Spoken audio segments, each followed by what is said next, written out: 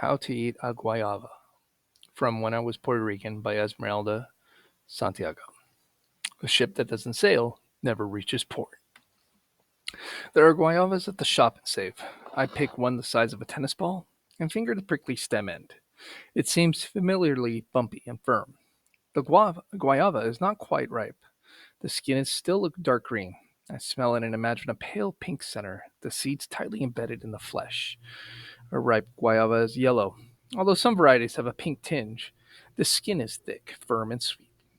Its heart is bright pink and almost solid with seeds. The most delicious part of the guayaba surrounds the tiny seeds. If you don't know how to eat a guayaba, the seeds end up in the crevices between your teeth.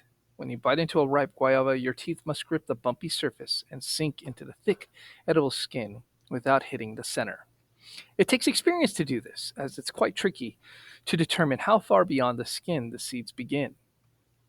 Some years, when the rains have been plentiful and the nights cool, you can bite into a guayaba and not find many seeds. The guayaba bushes grow close to the ground, their branches laden with green, then yellow fruit that seem to ripen overnight. These guayabas are large and juicy, almost seedless, their roundness enticing you to have one more because next year the rains may not come. As children, we didn't always wait for the fruit to ripen. We raided the bushes as soon as the guayabas were large enough to bend the branch. A green guayaba is sour and hard.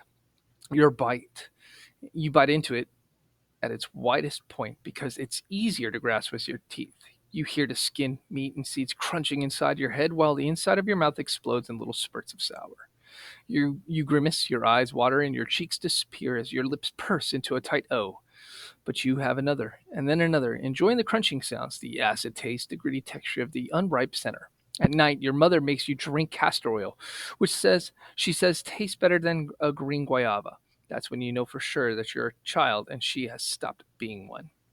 I had lost my guayaba the day we left Puerto Rico. It was large and juicy, almost red in the center, and so fragrant that I didn't want to eat it because I would lose that smell.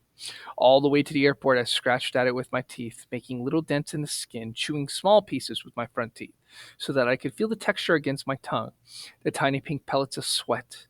Today, I stand before a stack of dark green guayabas, each perfectly round and hard, each $1.59. The one in my hand is tempting.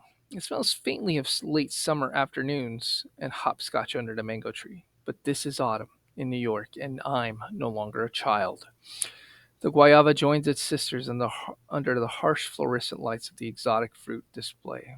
I push my cart away toward the apples and pears of my adulthood, their nearly seedless ripeness predictable and bittersweet. This is the end to How to Eat a Guayaba.